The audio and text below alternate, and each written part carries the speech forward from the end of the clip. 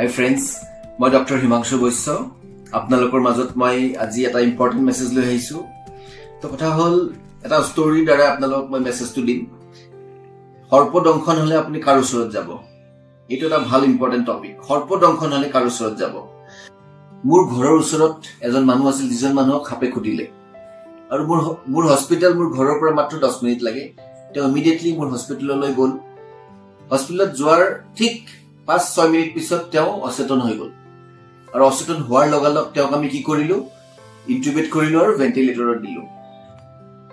immediately আমি তেওঁক antivenom আৰম্ভ কৰিলো লগতে যিখিনি আনুষংগিক দৰব লাগে গটেখিনি দৰব আৰম্ভ কৰিলো আৰু তেওঁক আমি আইসিইউত শিফট কৰালো 5 দিন পিছত তেওঁৰ চেতনা ঘূৰি আহিল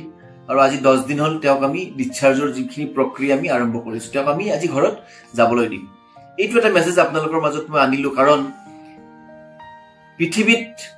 আজিলৈ যিমান দেখিছো মই যদি হাপে কামুৰে ডক্টৰৰ ওচৰত না যায় বহুতে ওজা বেজৰ ওচৰত যায় আৰু যেটো কাৰণে বহুত মানুহে নিজৰ প্ৰাণ আহুতি দিব লগা হৈছে আৰু পৃথিৱীত যিমান হাপ আছে তাৰে ভিতৰত 80% হাপ টোটালি নন পয়জনাস আৰু 20% হাপ আছে যিবিলাক পয়জনাস হয় তাৰে ভিতৰত 7% হাপ আছে যিবিলাক ইমানে পয়জনাস যদি মানুহক খুটে মানুহজনৰ মৃত্যু মুখত পৰিব পাৰে তো out of 100% 7% snakes are very poisonous or 93% হাপ আপোনাক খুটিলো আপুনি কেতিয়াও নমৰে তো কথা হল যিবিলাক মানুহে উজাৰ ওচৰত যায় বেজৰ ওচৰত যায় হাপে খুটাৰ পিছত চিকিৎসা কৰিবলৈ এই 93% হাপে যদি খুটে তেওঁ কেতিয়াও নমৰে তেওঁ কেতিয়াও মৃত্যু মুখত নপৰে কিন্তু এই 7% হাপে যদি খুটাৰ পিছত যদি তেওঁ এই উজাজনৰ ওচৰত যায় তেওঁৰ মৃত্যু কিন্তু অনিবাৰ্য তেওঁ কোনো উজা কোনো বেজে বচাব নোৱাৰে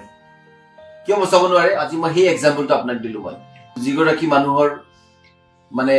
উইদিন 15 মিনিটস অচেতন হৈ গল সেই মানুহজনক যদি হেতু সময়ত আমি ইনটিউবেট কৰি যদি ভেন্টিলেটৰত নাৰাখিলো হেতেন ভেন্টিলেটৰে যেতিয়া উখা নিদিলে হেতেন তেওঁ হিদিনাখন মৃত্যু মুখত পৰিলে হেতেন আৰু এই মেসেজটো মই এই কাৰণে দিলো যে আপোনালোকৰ ওচৰে পাজৰে কাৰোবাক যদি এনেকে হাপে খুটে আপোনালোকে দেৰি নকৰি উজা বেজ এইবিলাক বিচাৰি নুফুৰি ইমিডিয়েটলি হস্পিটেলত আহক ডক্টৰৰ পৰামৰ্শ লওক ইমিডিয়েটলি এন্টিভেনম স্টাৰ্ট কৰক কোনবা যদি এনেকুৱা অচেতন হ'বলগীয়া কন্ডিশনত আহি যায় তেওঁক ইনটিউবেট কৰি ভেন্টিলেটৰত ৰাখা দায়িত্বটো ডক্টৰৰ হয় তেওঁলোকে হেখিনি কৰিব